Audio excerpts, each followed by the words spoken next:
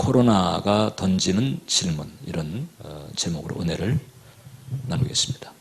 코로나 상황이 사람들의 가치관 그리고 우선순위를 은근히 재정렬하고 있는 조짐을 곳곳에서 봅니다. 여러 가지가 많이 있는데, 일단 사람들이 이제 입을 모아서 말하는 것은 미국이나 유럽의 실력이 생각보다 허당이더라 하는 거죠. 그 펀더멘탈이 튼튼한 줄 알았는데 이런 재난이 닥치니까 그게 아니었다. 또 수많은 팬덤을 몰고 다니는 그 스타들보다도 간호사 같은 무명의 한 의료인이 나의 생존에는, 우리의 생존에는 더 중요하다는 그런 사실들. 이번에 대구에 환자가 이제 복정했을 때, 그때 이제 의료진이 부족하니까 그 간호사 단톡방이 있는 모양이에요. 거기에 이제 카톡 메시지가 노크를 했습니다. 그러면서 다급하게 요청을 한 거예요. 이건 전쟁입니다. 우리를 도와주세요. 전쟁 상황이에요. 진짜 전쟁 상황과 같은 일들이 많이 벌어졌잖아요. 미국의 항공모함이 11척인데 그 중에 4척이 이 코로나 바이러스 때문에 스톱해버렸습니다. 총알 한 방 날아가지 않았는데 그 항공모함 한 척이 웬만한 국가의 국방력 맞먹는다는 거거든요. 근데 4척이 딱 정지를 해버렸어요. 이 프랑스 항모도 요즘 보도를 보니까 이제 그런 상황이 생겼잖아요. 대구에서의 이 지원 요청을 놓고 전국에서 3,824명의 간호사들이 지원을 해서 그리로 이제 달려간 거예요. 그래서 2월 20일서부터 4월 10일까지 그 사이에 3,800여 명, 그러니까 우리 한국의 간호사가 18만 명이라고 하거든요. 그중에 2%가 대구에 찾아가서 의료봉사에 지원을 했습니다. 그리고 이제 지난 4월 10일에 대구의 확진자 수가 0을 때렸어요. 그 뒤에도 이제 생기긴 했는데 1명, 2명, 이 정도고 이제 이 대구가 정리가 된 거죠. 이런 과정을 거치면서 한 명의 간호사가 나와 우리의 생존을 위해선 엄청난 몸값을 가지고 있는 그런 스타들보다도 더 중요하다. 이제 가치관의 재정들입니다. 어떤 사람이 이제 사막을 여행하다가 조난을 당했어요. 물이 떨어졌어요. 조난당한 상태에서 물이 떨어졌었어. 그것도 사막에서. 그럼 이제 물 어디서 발견하지 못하면 끝장인 거죠. 이래가지고 갈증이 허덕이다가 보따리 하나를 발견했어요.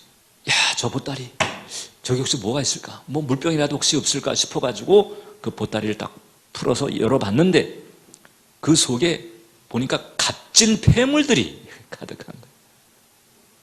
그 값진 폐물을 받던 그 조난당한 그 사람이 이렇게 한마디 외쳤다는 거잖아요.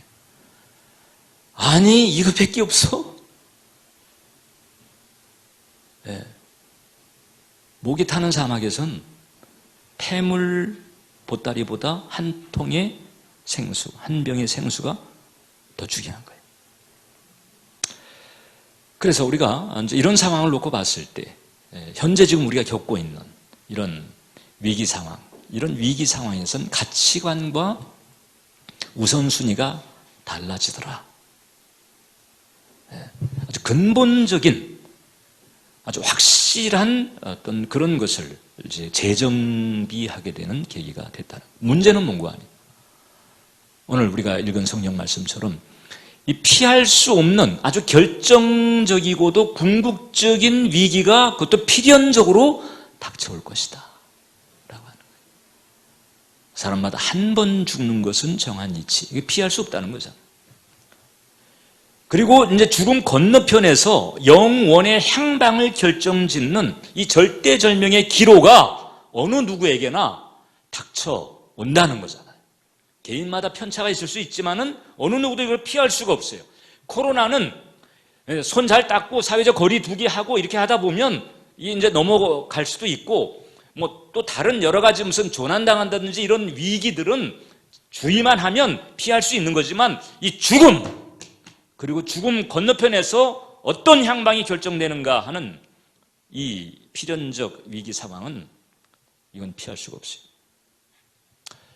그런 상황에 닥쳤을 때에 그때 세상이 자랑했던 화려한 스펙들은 아무런 쓸모가 없습니다. 많은 돈도 그렇고 지위도 그렇고 지식도 그렇고 아무런 의미가 없습니다. 그때 그 상황에서 오직 필요한 거 하나예요. 예수 그리스도예요. 예수 그리스도. 그거 하나입니다. 그거 하나예요. 코로나에 걸려가지고 지금 중환자실에 들어가서 지금 사선을 넘나들고 있는 사람에게는 가장 중요한 게 뭘까요? 돈일까요? 거기 뭐 학위일까요? 아니면 무슨 지위일까요? 그 사람에게 중요한 건 뭐예요, 지금? 사선에서 헐떡이고 있는 그 중환자에게 중요한 것은 치료제 하나죠. 치료제 하나인 거예요. 자신에게는 모든 것을 다 갖다 주고라도 치료제를 구할 수 있다고 한다면 그렇게 할 거예요. 아마 옆에 있는 식구들도 그렇게 하려고 할 것입니다. 가치관이 재정렬될 수밖에 없는 거죠. 자, 그러니까 이 위기 상황이 아닌 이 평상 상황에 있어서의 가치관이라고 하는 것은 상당한 수정의 여지들이 많다. 진짜 중요한 게. 그 뭐 영화에 뭐 그런 게 있었다면서요. 무엇이 중헌디. 무엇이 중요한지 이 대목에 대해서는 많은 수정이 필요하다. 마태복음 13장에서 예수님께서 밭에 감추인 보화를 말씀하신 적이 있습니다. 가나안 땅은 이 지정학적으로 전쟁이 상당히 많이 일어났어요. 저 위쪽에 뭐 아수르라든지 혹은 뭐 바벨론이라든지 남쪽에 있는 애굽이라든지 뭐 얘네들이 전쟁할 때가 되면은 그 길목이에요. 가나안 땅은 위에서 아래로 치고 내려오거나 아래에서 위로 치고 올라가거나 가나안 땅은 늘 그 길목에서 여기 치고 저기 치고 잦은 전쟁이 일어나니까 피난을 또 가야 되는 상황이 벌어지게 되고 거기서 이제 돈과 폐물을 좀 모은 사람은 그 폐물을 어디 그거 들고 다닐 수가 없잖아요. 그러니까는 이제 자기 땅에다가 아무도 모르게 은밀하게 땅을 파가지고 항아리를 놓고 그 항아리에 거기에 폐물들을 딱 집어넣고요. 중요한 물건들 집어넣고 그 다음에 싹 묶고 이제 피난 가는 거예요. 피난 갔다가 이제 살아 돌아오면 그거 꺼내가지고 쓰면 되는데 피난 갔다가 그냥 거기에서 또 돌아오지 못하는 경우도 있거든요. 그러면은 그 항아리의 비밀은 아무도 모른 채 그냥 그 땅에 묻혀 있는 거예요. 그러다가 이제 그 이스라엘 백성들은 이제 친지가 그 지파별로 그 분배된 그 땅의 친지가 그것을 인계받는 법이 있잖아요. 그 친지가 아무것도 모른 채 그 땅을 인계받아가지고 이제 땅을 일구면서 인부를 고용해다가 그 땅을 갈게 하는데 인부가 그 땅을 갈다가 뭐가 딱 부딪히는데 보니까 항아리. 이게 뭐지? 뚜껑을 열어보니까 거기 뭐 엄청난 보배가 있는 거예요.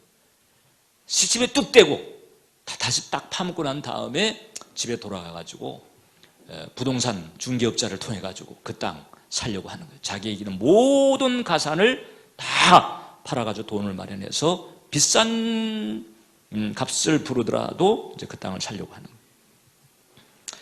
자기에게는 모든 것을 투자한다 할지라도 그 이상을 벌게 하니까 그래서 그 땅을 사는 거예요. 밭에 감추인 보화. 그게 바로 이제 천국의 비밀을 비유적으로 말씀하죠. 자, 그러니까 여기서 밭에 감추인 보물 항아리를 발견한 사람은 누구냐? 바로 예수를 그리스도로 알게 된 사람. 예수께서 구원자 됐다는 사실. 그 구원의 도리를 깨달은 사람, 항아리를 발견한 사람. 자, 그냥 이 사람이 가서 모든 가산을 다 팔아가지고 돈을 마련한다고 하는 것은 뭐냐?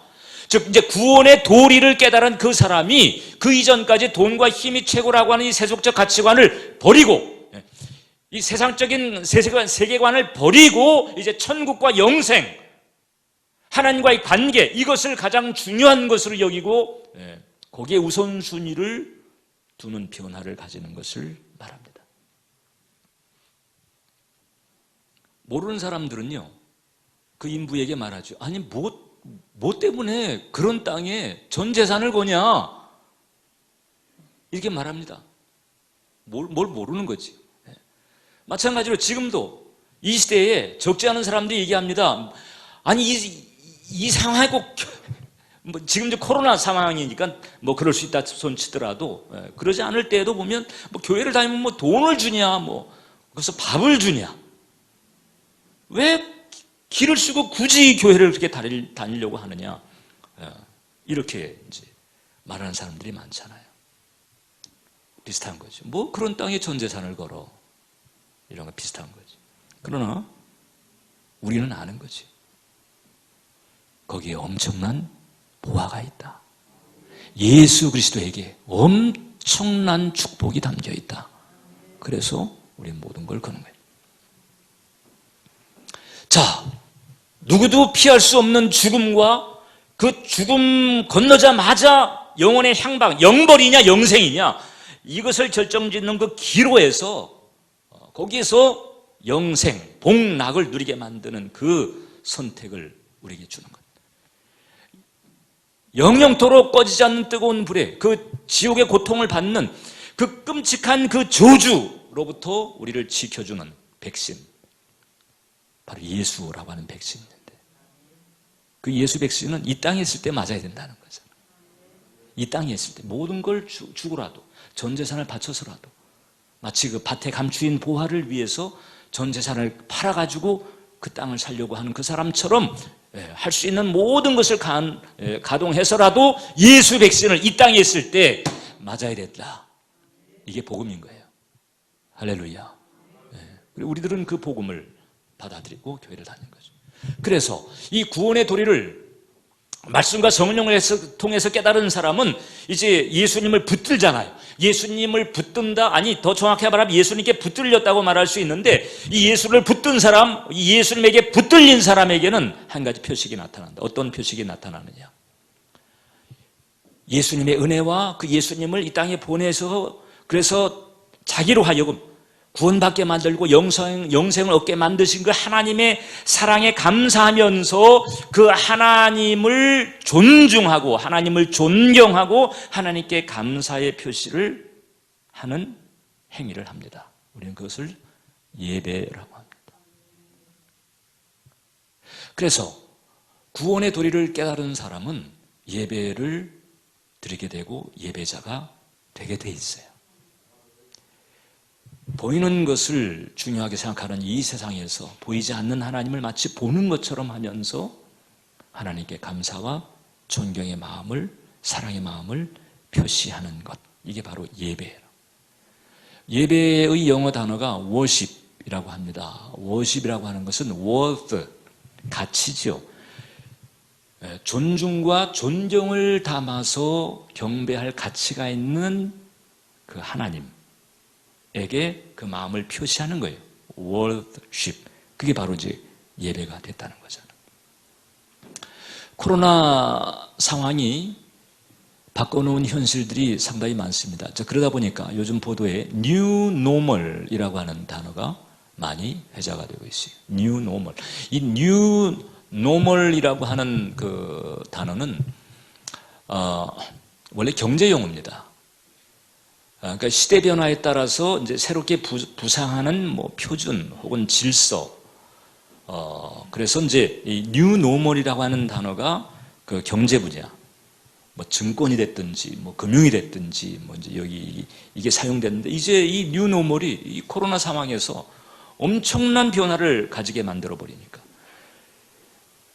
이게 이제 딱 떨어지는 백신이 발견되게 되면 이제 치료제는 환자에게 주는 거잖아요. 그러니까 이 예방할 수 있는 백신이 발견되게 되면 이제 정상으로 돌아갈 거, 이전으로 돌아갈 수 있을 것입니다. 그런데 이게 딱 떨어지는 백신을 발견한다라고 하는 것을 보장할 수 없다는 거잖아요. 애는 쓰지만 또 운이 좋으면 나올 수도 있지만 적어도 앞으로 1년, 길면 2년까지도 이런 상황이 계속 갈 수 있다는 거예요. 그럼 뉴노멀의 그 핵심 포인트들이 뭐냐? 일단 비대면 있습니다.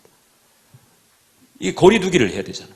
거리두기. 비대면이 있고 탈세계화가 있고 그 다음에 또 하나가 이제 불확실성을 최소화하는 이런 쪽으로. 그러니까 이 여러 가지 이제 라이프 스타일이 많이 달라진 거죠. 이제 이런 상황에서 사람들이 같이 막 북적이고 막 접촉하고 이제 이런 부분들을 경계하는 이런 상황들. 이런 뉴노멀이 우리 신앙의 세계에 던지는 질문이 두 가지가 있다는 거죠. 자, 이런 뉴노멀의 상황에서 첫 번째, 도대체 예배는 어떤 자리를 차지하는가 하는 거죠. 자, 이미 제가 여러분들에게 말씀드린 것처럼 그 예수 백신의 중요함을 깨달은 사람들은 십자가를 이루시기까지 그런 구원의 길을 열어주신 하나님께 감사하는 마음으로 존경의 표시를 담아서 예배를 드린다 하는데, 그럼 이 뉴노멀 상황에서 그 예배는 좀 어떻게 위치하게 될까? 비신자들은 말합니다. 위험한데 예배를 왜 드리냐? 왜 모이냐? 예배를 접어라 이렇게. 그래서 그 사람들은 이제 이런 생각이 있는 거죠. 예배 드리는 것이 무슨 영화관 가는 거나 뭐 식당 가는 수준하고 비슷한 거지. 위험한데 하지 마. 위험한데 안 가는 것처럼 위험한데 하지 마. 이런 수준입니다. 그건 비신자니까 당연히 그렇게 되지. 하나님도 모르고 구원의 도리도 모르니까 그럴 수 있는 거지. 그러나 구원의 도리를 깨달은 하나님의 자녀들은 이게 인식이 다른 거잖아요. 가장 중요한 은혜의 핵심, 이것을 놓칠 수가 없는 거예요. 그래서 예배의 방식, 예배의 장소가 달라질 수 있습니다. 지금 우리 온라인으로 예배 드리는 분들 있잖아요. 이런 예배의 방식, 예배의 장소의 변화를 가질 수 있지만은, 그러나 상황이나 편의에 따라서 예배를 접을 수 있는 것은 아니다. 혼자서 예배 드릴 수도 있어요. 재택 예배 드릴 수 있고 홀로 예배 드릴 수 있습니다. 온라인 예배 드릴 수 있습니다. 병상에 있는 사람은 병상에서 혼자 어떤 형식에 관계없이 하나님을 생각하고 하나님 은혜를 생각하고 하나님께 감사하는 마음으로 하나님을 기억하면 예배지요. 그래서 장소나 형식에 개의치 않고 언제 어느 때든 혼자서라도 간절한 마음으로 드릴 수 있는 것이 예배이고, 그렇게 드려야 하는 것이 예배다 라고 하는 거예요. 욥기를 보면 제가 이 욥에게 받은 은혜가 상당히 많습니다만은 이 예배와 관련돼서 준 은혜가 있어요. 욥기 1장 20절로 21절을 보면 욥이 일어나 겉옷을 찢고 머리털을 밀고 땅에 엎드려 예배하며. 자, 이 대목이 어떤 대목인고 하니, 지금 욥이 있는데 지금 종들에게서 보고가 막 닥치는 거예요. 어떤 보고가 닥치느냐?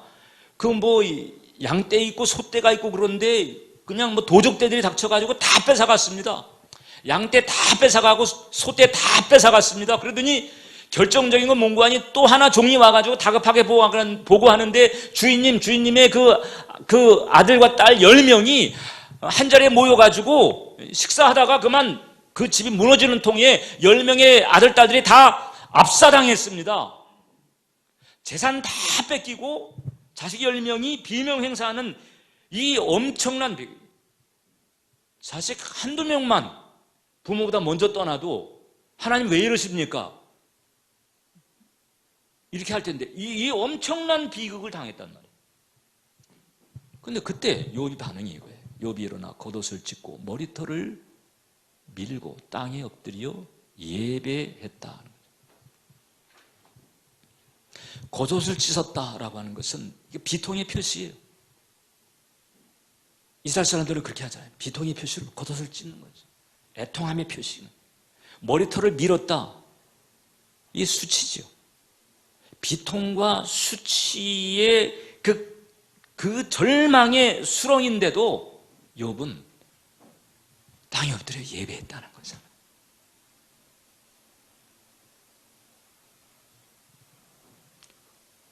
장소, 형식에 관계없이 구원의 도를 깨달은 사람은 온라인이 됐든 재택이 됐든 병상이 됐든 하나님을 기억하며 감사하며 존중의 마음을 담아서 올려드리는 이 예배는 접을 수 있는 게 아니다. 두 번째, 이 코로나, 이 뉴노멀이 또 우리에게 생각나게 하는 게 있습니다. 내가 속한 나라가 어느 나라인가? 유럽 교민들이 이번 코로나 상황에서 한국에 전세기 보내달라고. 전세기 보내주세요. 전세기 왜냐하면 한국에 한창 막 이게 폭증할 때에는 한국에 안 들어오려고 그랬는데 이제 뭐 이탈리아나 유럽에서 막 그래 버리니까 이제 한국은 이제 이게 방역이 잡혀지게 되고, 그러니까 이제 한국에 들어오겠다고 전세기를 보내달라. 이래가지고 이제 전세기를 타고 이제 귀국한 거예요. 그리고서는 인터뷰를 했는데 보니까 한국이라고 하는 이 조국이 있어가지고 얼마나 감사한지 모른다. 신앙의 세계에도 나라의 문제, 국적의 문제가 있습니다. 어떤 나라냐? 하나님의 나라예요. 하나님의 나라예요. 구원의 도를 깨닫고 예수를 그리스도 영접한 사람은 하나님의 나라에 속하게 되는 거지. 그럼 그 이전에는 어떤 나라에 속했느냐? 사탄의 나라입니다. 사탄에게 시달리는, 온 세상은 악한 자 안에 처한 것이며, 악한 자, 사탄의 세계, 사탄이 활동하는, 사탄에게 시달리는 그런 고통스러운 그런 인생에서 이제 하나님 나라에 속하게 되는 변화가 예수님을 통해서 우리에게 열려진 거예요. 바이러스가 아니라, 지금 그 유럽의 교민들은 그 바이러스 때문에 비행기 타고 이제 한국에 들어오게 됐는데, 이 바이러스가 아니고 영생이냐 혹은 영벌이냐, 이 문제를 놓고 우리의 영적인 국적 문제를 확인받게 되는 때가 온다는 거잖아요. 언제? 한 번 죽는 것은 정한이 치고 우리가 심판을 받게 될 때. 아까도 제가 예수 백신에 대해서 말씀드렸는데, 이때에도 내게 하나님 나라 백성이라고 하는 그 시민증, 이게 없으면 이제 들어갈 수가 없는 겁니다. 그 노아 홍수 때 그 방주를 두드렸던, 그 차오르는 물에 허덕이면서 죽어가면서 방주를 아무리 두드려도 이제 때는 지났습니다. 그래서 죽음 그 건너편에서 그 절대절명의 기로에서 이제 영원토록 마귀에게 시달리면서 끝도 없는 고통을 받아야 되는 그리로 떨어질 것인가, 아니면 죽음도 고통도 눈물도 없는 복된 하나님 나라에 들어갈 것인가, 이게 갈라지게 된다는 거죠. 초대교회 성도들은요, 예수 백신을 맞았습니다. 할렐루야.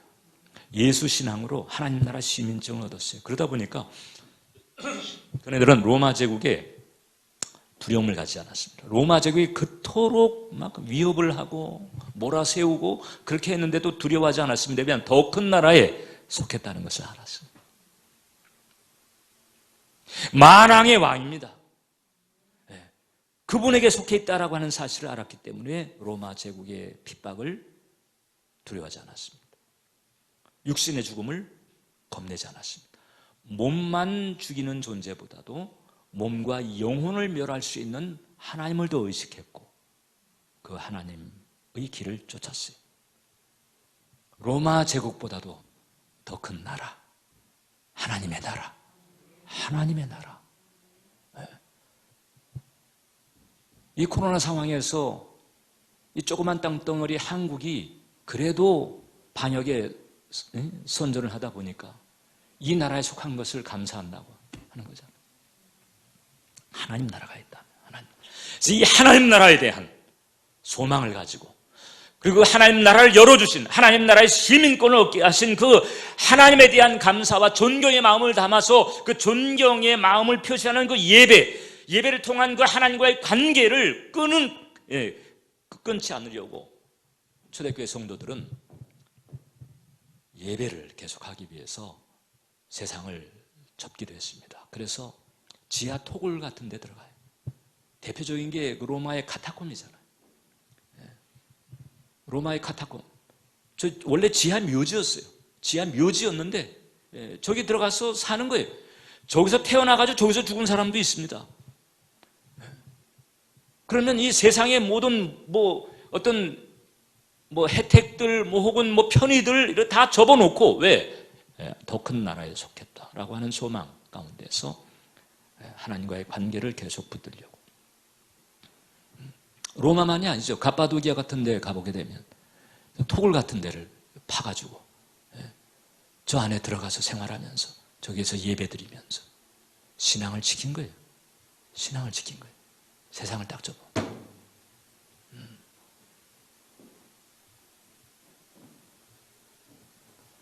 우리는 어떻게 해야 되겠까요? 우리는 어떻게 해야 되겠냐? 하나님과의 관계에 대해서 그 하나님께 내가 어떤 마음을 표해야 될까? 그 마음은 무엇을 통해서 표시를 해야 될까? 어떤 교회라고 하는 공간, 어떤 물리적인 공간을 고집하는 게 아니잖아요, 지금. 어떤 환경에서도, 어떤 장소에서도, 혼자서라도 하나님을 예배하는 이 예배는 끊어질 수 없는 것이다. 감사한 것은 이렇게 구원의 도를 깨닫고 이렇듯 예수님을 붙든 사람은요, 이 죽음 이후의 문제 해결만이 아니고 죽음 이전의 문제도 해결받도록 인도해 주신다는 거죠. 왜냐하면 그 하나님 나라가 지금 이 땅에 내 삶에 연결이 되게 되는 줄 믿습니다. 예수님께서 말씀했잖아요. 회개하라, 천국이 가까웠느니라.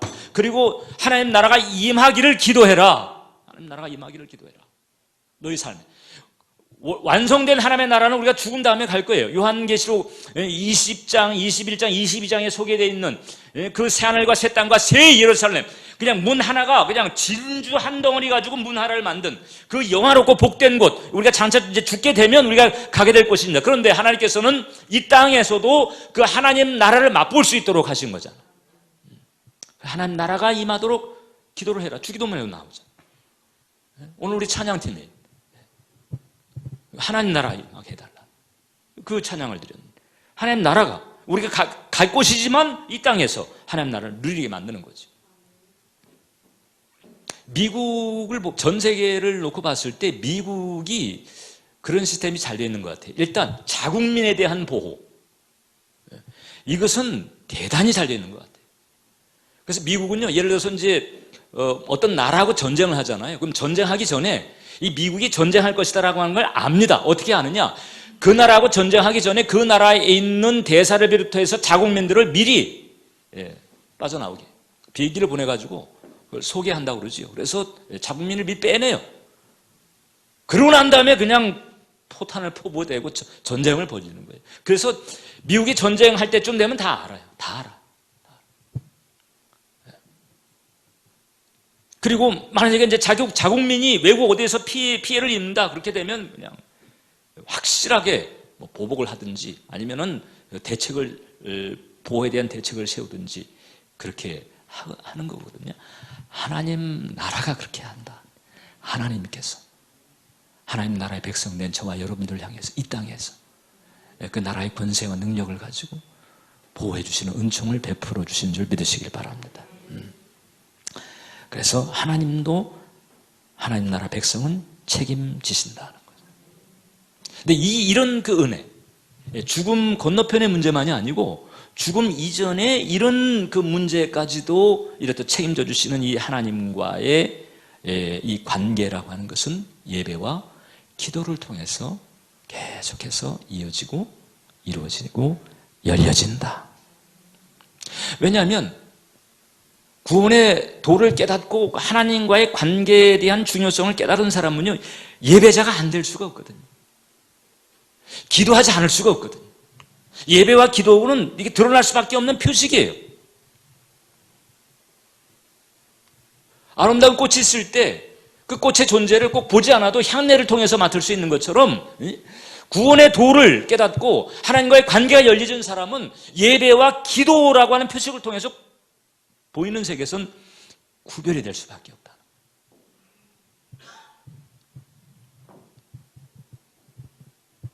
예배가 존중의 태도라면 기도는 의존의 태도입니다. 그래서 예배와 기도는요, 금생과 내세의 보장입니다. 할렐루야. 그리고 나의 현실, 내가 처해 있는 이 순간의 상황을 영원과 잇는 그런 다리와 같다. 예배와 기도는 금생과 내세의 보장이고 현실과 영혼을 이어주는 달이다. 뉴 노멀 혹은 뉴 노멀, 뉴 노멀이 된다 할지라도 예배와 기도가 가지고 있는 이 의미는 퇴색하지 않습니다. 모든 상황 속에서 예배와 기도를 귀히하게 여기시기를 주님의 이름으로 축원합니다. 기도하겠습니다. 하나님, 주께서 오늘 우리에게 은혜 베풀어 주심을 감사합니다. 살아계신 하나님, 이 뉴 노멀이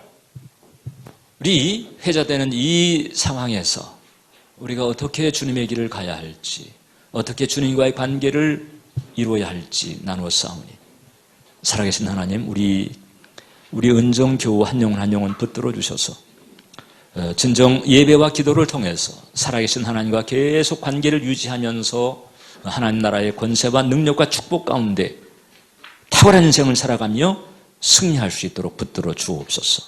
예수님의 이름으로 기도합니다.